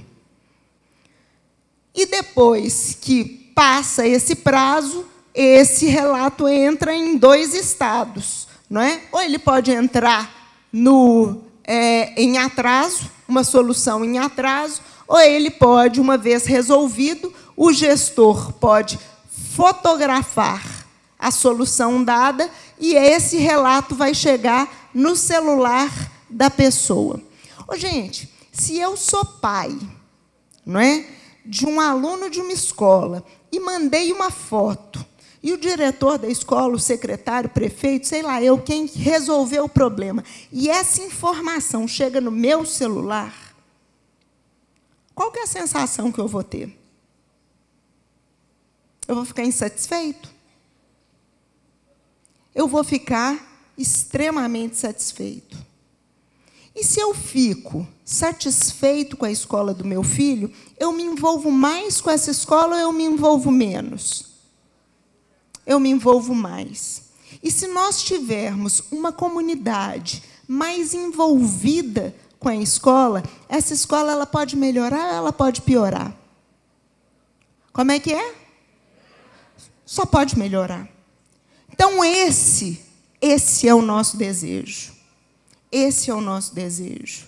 Não é? O nosso desejo é criar um ciclo virtuoso na solução dos problemas e no envolvimento dos diversos atores que compõem a comunidade escolar. Esse é o nosso maior desejo. Agora, é uma ferramenta potente para a comunicação? É ou não é? Não, eu quero escutar de vocês. Vocês estão muito passivos. É ou não é, gente? É uma ferramenta potente. Agora, se ela não for utilizada, vale toda essa potência se ela não for utilizada? E ela vai ser utilizada por quem, gente? Por vocês. Então, vocês percebem que, quando eu comecei falando que, sem a participação de cada um dos senhores e das senhoras, não é, a gente não tem como contribuir para a melhoria, para essa mudança do status. e é isso que eu vou continuar falando para vocês, porque até agora eu falei só da primeira parte da ferramenta, que é a ferramenta de comunicação, não é? A secretária de Educação, depois foi que eu fiquei conhecendo a secretária de Educação daqui de Pouso Alegre, ela já fez o cadastro de todos os diretores no sistema de gestão integrado do tribunal.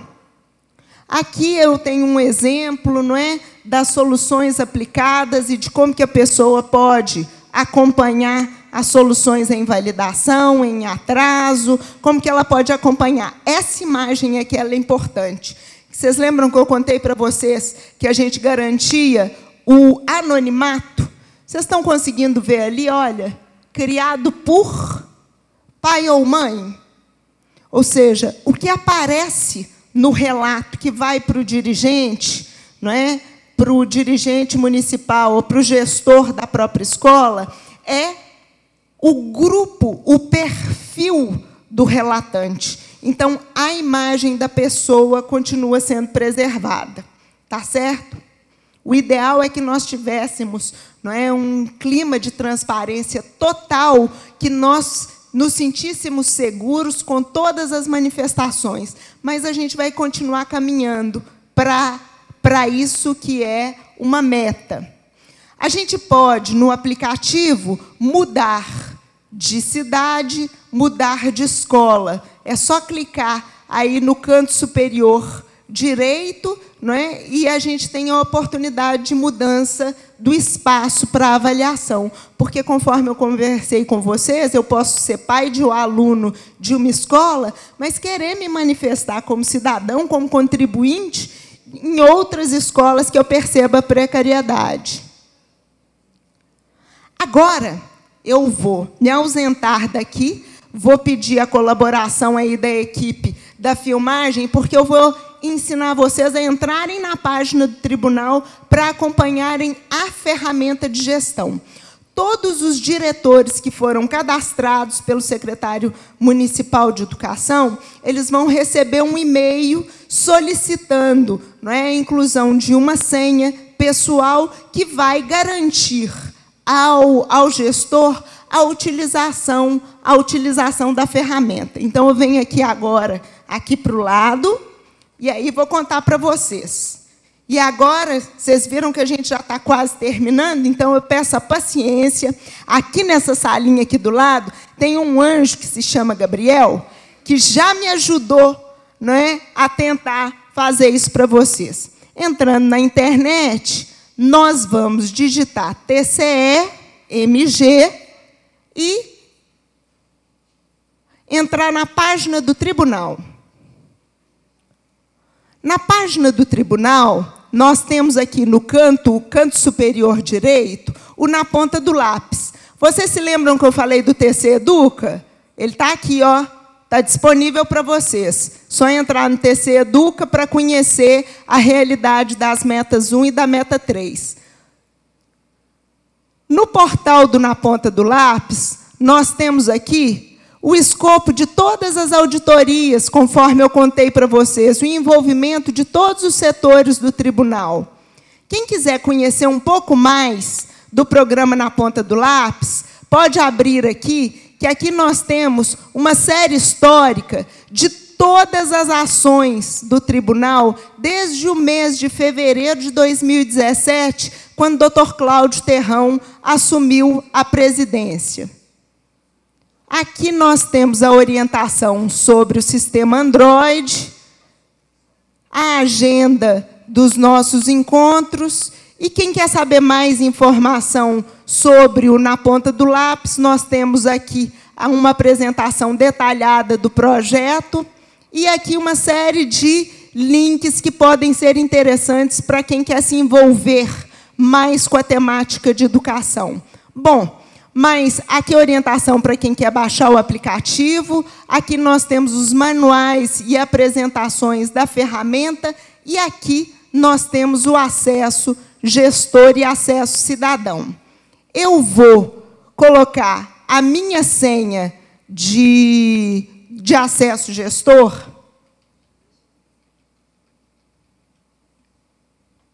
Espera aí um pouquinho, que agora eu tenho que soltar o microfone.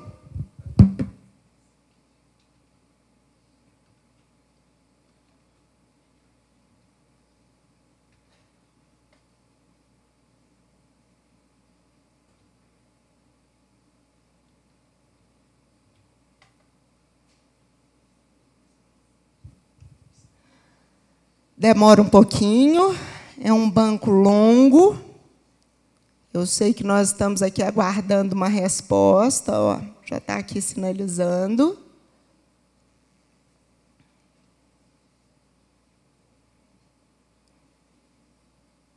Está lá, está pensando. É nessa ferramenta, quem não é gestor é público. E as informações, elas são públicas. Não vai aparecer no acesso público, não sei por que está demorando tanto, não vai aparecer no acesso público exclusivamente os relatos que ainda não foram validados pelos gestores. Mas qualquer cidadão pode acompanhar a realidade da escola. Aqui o anjo Gabriel começa a nos ajudar novamente, mas eu sei que está pensando. E quando eu falei para as pessoas que eu ia entrar aqui na sala e que queria entrar na hora, todas as vezes que a gente demanda alguma coisa da internet, a gente tem alguma dificuldade. E se a gente vê tudo funcionando maravilhosamente na apresentação, a gente geralmente pensa assim, funcionou muito, e agora não quer funcionar. E aqui, ó, minutos antes, entrou completamente. Não sei se tem muita gente acessando a rede, e se a rede está sobrecarregada. Algum probleminha nós tivemos. Eu vou entrar no acesso público, vamos verificar se a gente vai chegar mais rapidamente. Vocês viram que eu cliquei aqui na abinha acesso público? Continuamos com a mesma lentidão. Não tem problema. Olha só, quem sabe o texto, o pretexto não nos incomoda. Eu vou entrar aqui dentro da apresentação que está disponível, que é a apresentação do ano passado, e vou mostrar para os senhores e para as senhoras.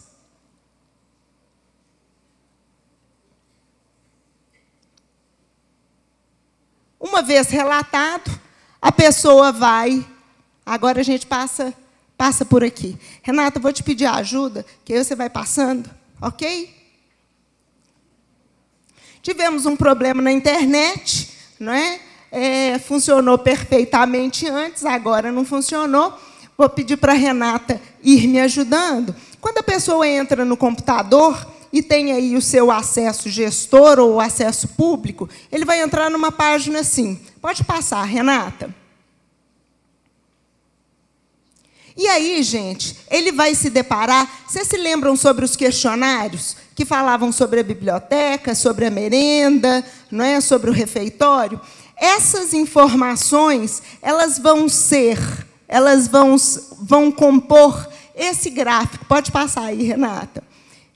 Elas vão compor esse gráfico. Aqui, o gestor ele pode perceber quais são os problemas mais críticos. Não é na sua percepção, não. É na percepção de quem usufrui do serviço. Porque, por vezes, a gente entende que uma situação está muito boa, não é? Ou que ela não está tão boa, mas que ela é razoável. Mas aquilo é fundamental para a comunidade. Então, aqui a gente dá voz às pessoas que fazem parte da comunidade escolar e percebe de forma geral a observação dessas pessoas. Tá certo? Bom, mas eu falei que, além dos questionários, ainda existem os relatos. Pode passar, Renata. Nos relatos, gente, o gestor ele pode acompanhar quais são os relatos e ele pode fazer filtros. Ele pode filtrar o tipo de escola, qual é a escola que ele deseja. Ele pode, não é, querer saber sobre cada uma das categorias. Não, eu quero saber sobre banheiro. Não, eu quero saber sobre biblioteca. E aí ele pode clicando, isso, Renata, ótimo, ele pode ir para o painel da situação da escola. Quantos relatos aguardam pela validação?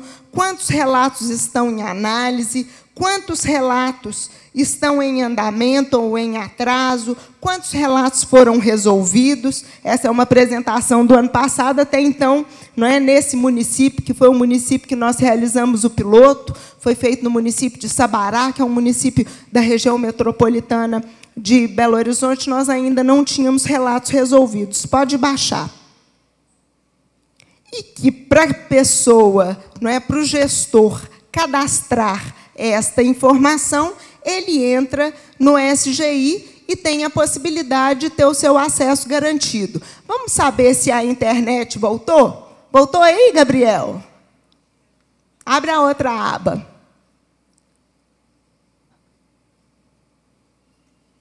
Vamos ver lá. Gabriel, clica aí no acesso público.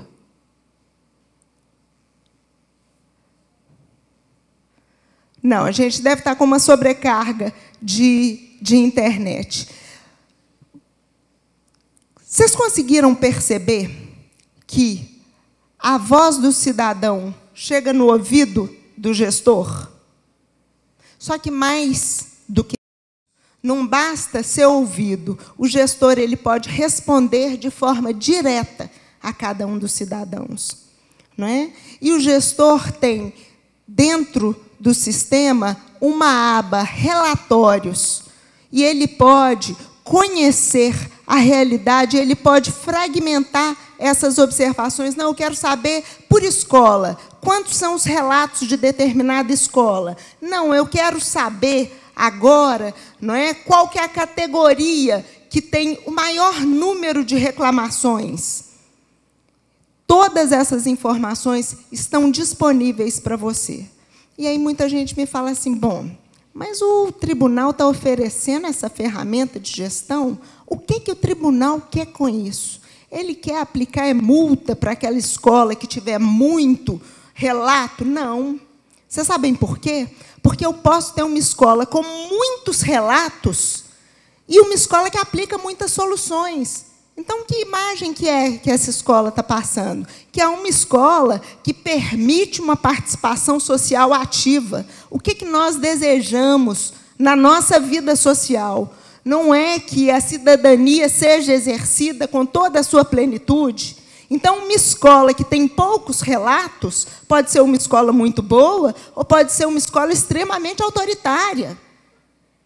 Então, é essa realidade que o tribunal pretende oferecer aos gestores e oferecer a toda a comunidade para que a gente altere o patamar da educação do nosso estado, do nosso município, da nossa escola. Com isso eu termino, coloco o meu contato aí para vocês e quero agradecer muito a calorosa, carinhosa e a participação de vocês nesse momento de forma tão efetiva. Muito obrigada. A gente continua por aí e estamos à disposição para conversar, viu, gente? Muito obrigada.